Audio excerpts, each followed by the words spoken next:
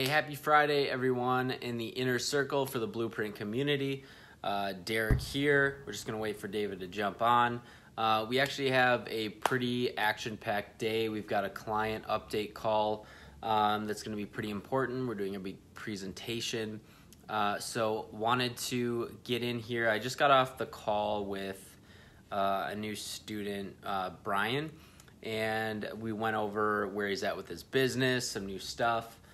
Talked about ads, and one thing that he mentioned that maybe I can bring up here in this call was a fear of reaching out to new clients or a fear of not being able to provide results for clients. So I'm going to go over that question in 1 second. One thing that he said was, how do I go about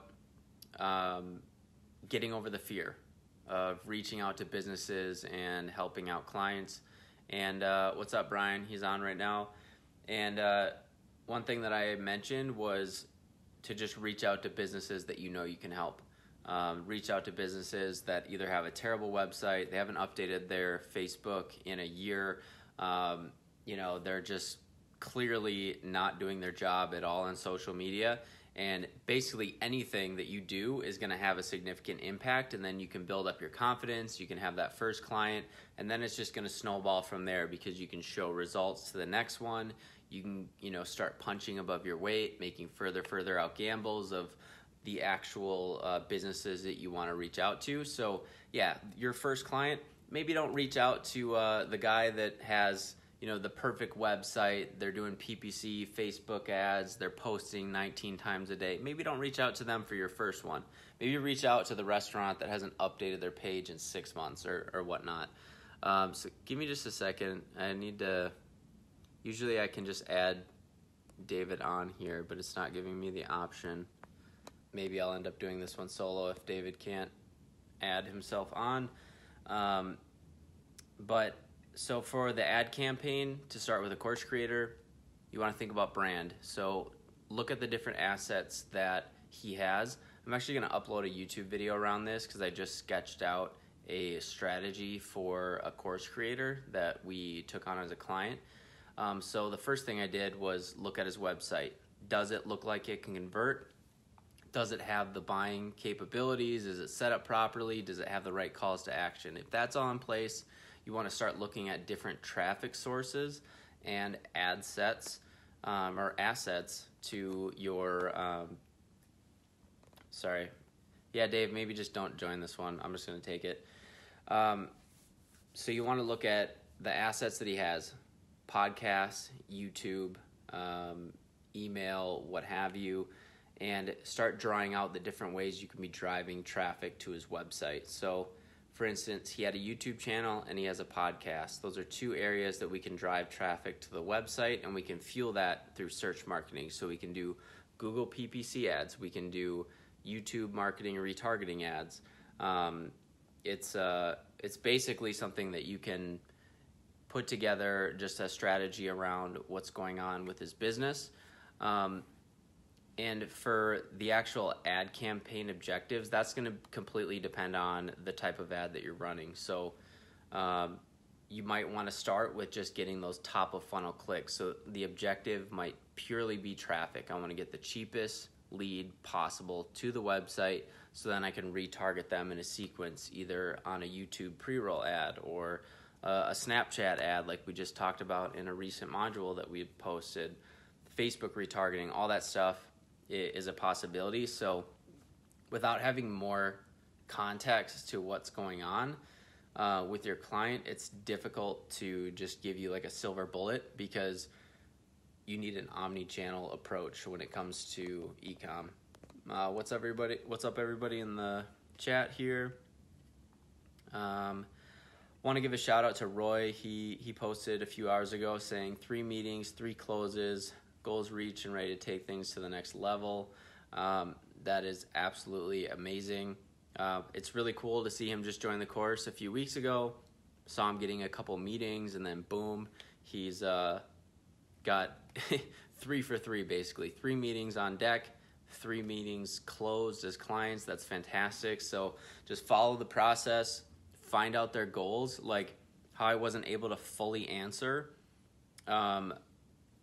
Amir's question about what campaign he should run.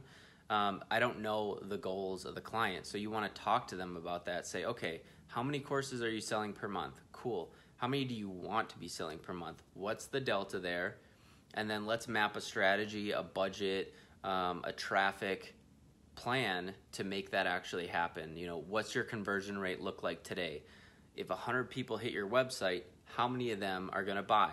So, you know, if it's 1 out of 100, we need to get 500 to get 5 sales. We need to get 1,000 to get 10 sales. You know, so you can start doing the math with the client that way to really get a clear understanding. I'm just going to rapid fire through these because, like I said, we have a meeting coming up. Zach said, is 700 email contacts a healthy enough list for a lookalike audience? So for Facebook's standard, it's 1,000 emails, which is the minimum to make a good quality lookalike audience, but rules are always meant to be broken. If you have 700 quality people, I think you can make a strong lookalike audience from that. I've actually built lookalike audiences with 500 people, 400 people before, even 300, and I didn't get a ton of good results with the 300, but 400 to 500 I've been able to drive conversions successfully with. Perfect world, you have 1,000 people, but if 700 is all you have to work with, that will work. And really, if you don't have 1,000 people, it's not always 1,000 emails, it's 1,000 data points. So you can start thinking of your custom audience being converted to a lookalike from a 1,000 data point perspective. So say you don't have 1,000 data points or 1,000 emails. What you can do is you can create a video and get 1,000 views, and now you have 1,000 data points. You can create a video and then get 10,000 views and just segment it by people that have watched the video 50% or more, and you can build a lookalike audience off of that. You can have 1,000 purchases. You can have 1,000 leads, 1,000 people that like your page. You just basically need to be able to pixel 1,000 people in some way that are going to be a qualified audience. So again, just because you hit 1,000, either 1,000 emails, 1,000 views, 1,000 downloads, doesn't mean it's a good quality list. If those people bought from you, they've purchased from you, they're currently buying from you, that's a highly qualified list. That's something that's going to be a powerful lookalike audience. But you know, if you make a video and you get 1,000 views and 90% of them aren't qualified or interested, or they clicked off the video right away, that's not going to give you a strong view or a strong lookalike audience. But if you made that video, you got 100,000 views, and you segment it by people who watched the entire thing, that's going to be a very relevant audience for you to go after. So start thinking of it in terms of 1,000 data points rather than 1,000 emails. Obviously, emails is great because you can link those emails directly to Facebook profiles. But if you don't have that, if it's a brand new business, you can totally just to make that happen. Josh said, hey Derek, question, can I prospect businesses that are not local to me? 150% you can. When you're first starting out, it might be easier for you to reach out to some local clients in the area, build up some relationships. You're able to go on site, maybe take a few photos, put that on their website. You know, you can go above and beyond. But just for instance, for our business, 90% of the people that we work with are not here in the Twin Cities. And to give you an even better example, the very first client, I'm in Minneapolis. The very first client that we had, we got out of Detroit, Michigan. So 2 states away and a Great Lake away. You know, it would take me, 15 hours or so, 10, 12 hours to drive there. Never met them in my life. It was a phone call. It was a video conference like this and a Google sharing session where I walked through the proposal. That was the first client. So I actually saw them post on Facebook in a group, and basically gave some clear buying signals that they didn't know how to run Facebook ads. So I jumped on it right away, sent them a comment. They didn't answer. What did I do? Instead of just sitting there, I picked up the phone. I was working a 9 to 5 when this happened too. I picked up the phone, ducked into a conference room, called their front desk, asked for the owner. They said they're not there. I said, well, you know what? We messaged each other online. I messaged her. We didn't message each other. We messaged each other online, and she was interested in Facebook advertising. I'm just responding back to her. Is she available? They still said no. So what did I do? I didn't wait there. I looked her up on LinkedIn, and I sent her a DM on LinkedIn. So now I had a comment to her on Facebook. I had a phone call to the front desk to leave a note with her, and I sent her a connection request on LinkedIn. Within maybe a half hour, I got a response back on LinkedIn saying, hey, very impressed that you even found my LinkedIn. I don't put this anywhere on my public profiles. And even more impressed that you got through to me through my gatekeeper, because I trained my girls to keep people like you out. So let's have a conversation. And it started from there. So differentiate yourself a little bit, go out there, find out some new businesses, and try an omni-channel approach. Don't just do LinkedIn, don't just do Facebook, don't just do email, don't just do door-to-door and cold calling. Like, have an omni-channel approach with what you do. And especially since people buy things online all the time, and are completely comfortable giving their credit card to a total stranger, you can 100% do business with businesses that are not in your local area. So I wouldn't be afraid of that. Just do what makes you feel comfortable. If you want to work with people locally to start, that's completely fine. Otherwise, if you want to work with people all over the country, all over the world, you can do that too. This morning at 8:30 a.m., I had a conference call with a recruitment firm out in Paris that were helping redesign their website and doing some lead generation for them to get more clients. We're wildly different time zones. I'm not sure what time it was for him. It was probably pretty late in the evening, even though it was 8:30 a.m. here, so it's entirely possible to work with people outside of your network. Cody Williams, happy Friday. Question, do you guys offer exclusive partnerships for your clients? Realtors that I work with are uncomfortable with me working with 3 to 5 here, and there are currently 1,300 realtors in my country, or my county.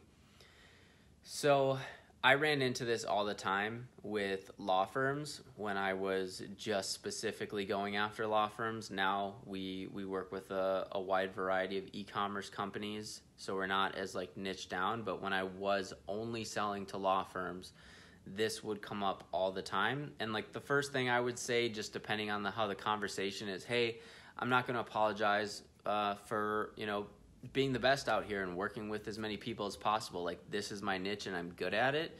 A big thing that I would say is, yes, I'm working with your competitors, but everybody's different. A family law attorney can be a completely different brand and business from another family law attorney. Just because you do family law, one could be really focused on divorce. Another can even be focused on divorce. One can be high net worth divorces. One can be family mediation, reconcile, court kind of thing. So I would position it as, you work with a lot of realtors because you're good, and your competition uses you because you're good, and you understand the market. This is your niche, and each realtor is going to be completely different. For instance, they might want somebody that's maybe selling their home to be a total shark, just a very guy that's on every single billboard, crushing it. He'll sell no matter what. And then you might have somebody that's a first-time buyer that really wants to have a local person that has a warmer approach that can really ease them into the process. They're going to have completely different marketing strategies, those two different people. And you don't have to apologize for being good and working with other people in your space. You can be respectful. You can say, I never share any client information. that's all 100% confidential, and we keep that within our agreement like we have in our contract. But yeah, don't apologize for being good at your job. Don't apologize for working with multiple businesses in your area because you're effective. And the reason why they use you is because you're effective. And the way that they brand themselves and position themselves is going to be different than the realtor that you're trying to sell.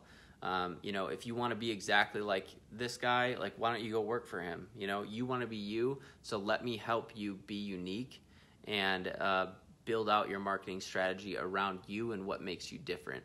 And we're not going to cross wires, right? So that's the best way that you can combat that. Sometimes, in the rare circumstances, you're going to find people that just absolutely will not work with you. But at the same time, you got to pay to play.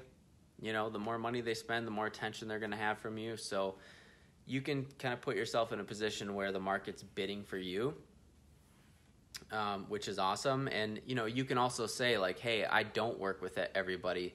Right now I'm working with 3 to 5 clients right now. You can say that stat to them. There's 1,300 realtors in my county. I'm not working with all of them, but I'm working with some very smart individuals that know marketing is important, and I'm helping them take their business to the next level. There's all kinds of ways you can spin it. You can get creative. It really just depends on what their main objective is. So if you feel like you've set all those lines and you're still not getting anywhere, maybe ask them, like, what's the fear here? Like, why is it a problem that I'm working with someone else? Because basically, if I'm not working with them, somebody else is going to be working with them. Your competition is going to be marketing themselves. So the more we sit here and debate about who I'm working with, the less customers you're in front of. So let's put together a plan. Let's put together a strategy and just try to continue to spin the ball and move it forward. Sometimes you're going to run into a wall and you just can't move past it. That's going to happen. But I would very much hone on the difference between your current clients and this client. So real estate is a very broad term. Very broad term. Are you doing condos? Are you doing duplexes? Are you doing foreclosures? Are you doing commercial real estate? Are you doing residential? Do you work in uptown? Do you work in downtown? Like, there's all kinds of segments that you can bracket people into that you can say, yeah, you're both realtors, but you're going after completely different markets. So push and dive into what those motivators are for them, and you should be able to differentiate them from your competition and then have them make that disconnect, that it's not actually going to hurt them. It's actually going to hurt them if they don't work with you and make them feel like they're missing out by not working with you. So hopefully that helps. Let's see. Keegan, what's up? He said, I made a website for a barbershop for free. He asked to meet tonight to talk pricing for advertising. This is my first meeting with my first potential client. Any advice? So, you're already in a good position. You should feel comfortable going into it because you just gave him something for free. So there's going to be some sort of reciprocation going on there where he's going to want to help you out in some way. But take that client meeting guide with you and go into this barbershop and ask him a lot of questions. He wants to talk pricing and advertising. In order for you to give him pricing, you're going to have to ask him questions and learn more about his business. So you're going to want to ask him things like, how far are people willing to drive to your barbershop? How are you attracting clients today? Is it word of mouth? Is it a billboard? Is it something on the radio, TV, Facebook, Google? Like, find out how much he's spending today on advertising and how he's currently gotten customers to date. He may not have a good strategy. He might just say referrals. That's a horrible strategy to grow, and he's going to start to realize that. You don't have to tell him that, but you can just say, like, hey, how are you attracting clients today? How are you advertising today? Oh, well, I'm not. It's just like referrals. We do good work. It slowly builds, that kind of thing. Great. Word of mouth is awesome. Word of mouth is also on the phone right now. It's on Google. It's on YouTube. It's on Facebook. This is where conversations are happening. You can ask them questions like, what are the most profitable services that you offer? Barbershops are going to usually offer a wide range of services. They're going to do like haircuts, they could do beard trims, they could sell products, they could do like men's facial kind of stuff. I don't know. I cut my own hair, so I don't go. I just prefer to do it myself. But ask them questions to find out what are the most profitable things that they do, and then those are the types of campaigns that you want to run. Something else that you can ask them, you can see how many chairs are in there. Like, do you need more stylists? Do you need more barbers? Or do you just need more customers? You're already filled. You can also ask him, without expanding, without getting more barbers in the shop, like how many more customers can you be taking on per month without having to expand, like your current capacity? And then he's going to tell you, well, we could be doing 20 more a day. Okay, well, how much is each cut worth to you? You're saying that you can do 20 a day. And then I would just take out my calculator and say, okay, you can do 20 a day, huh? Cool. How much is each one of these worth? $50. All right, 20 a day at $50. That's $1,000. So you're missing out on $1,000 a day. Times that by 31. That's $31,000 or $30,000 a month. Times that out by 12. You're missing over $250,000 a year. $372,000 a year. You're saying that you're missing out on right now. That's a big number. So that's the goal. That's what you want to be going after. That $372,000 a month. Now, your strategy is going to be mapped to getting them there. So that's the delta. So now when you go with them and say, hey, it's going to cost you $1,000, $2,500, $3,500, $5,000, it's not that big of an investment now. It looks a lot smaller. There's a contrast there. Rather than if you just walked in and said, yep, it's $1,000, to work with me. And then they're going to say, oh, that's a lot of money. Can you do $500? And then you just go downhill from there. But if you ask those business questions, you put yourself in a position to win by putting that top of funnel price in front of them. $1,000? You're saying that you're missing $1,000 per day, every single day, for 365 days a year. They're not going to sweat $1,000 retainer at that point. So you're putting yourself in a position of power by asking those business questions and framing it up that way. So yeah, just literally print out that client meeting guide and bring it with you and take notes. If he's ready to buy and it's just a perfect win-win deal, give him the pricing, try to close it right there. But standard protocol is to go through that client meeting guide, gather that information, go over their goals, and then set up another meeting to go over the actual proposal. So this meeting, you're going to be doing a lot of questions. You're going to be asking a lot of questions. You're going to be getting a lot of information. The next meeting, the proposal meeting, that's when you're going to be presenting. You're going to say, hey, remember when you told me that you're missing out on $372,000 per year? Well, here's what you're doing today. You're just relying on referrals. That's great. It's gotten you to this point, but it's not going to get you to that $250,000 or more delta that you're missing. Here's some steps to make that happen. You need to have a website that is going to convert and look professional. We've already done that. We've already created that, and you already got that out of the way because you already built it for free. Now let's talk about traffic. How do we get people to know about you? Right now we've basically got this billboard, your website, but it's in a cornfield. Nobody can see it. Let's start talking about Facebook ads. Let's talk about Google PPC. What happens when I type in barbershops in X town? Literally print out what happens there. Does his website show up? Who's advertising around him? And then show him what the competition is doing. Say, look at Great Clips is showing up for barbers. They're not even a barber, but they're still stealing your business when you could be getting good lifelong customers. So those are some ideas. Definitely go over the sales modules if you want to get into more specifics, but 100% take that client meeting guide, get those questions answered, come back to the group, and we can help you kind of work that out with the proposal if you need any other help from there. Sorry, my voice is cutting out a little bit. I've been on the phone all morning since 8:30 and had a couple student calls as well. So cool. I've got a call coming up here in 20 minutes that I want to prepare for with David.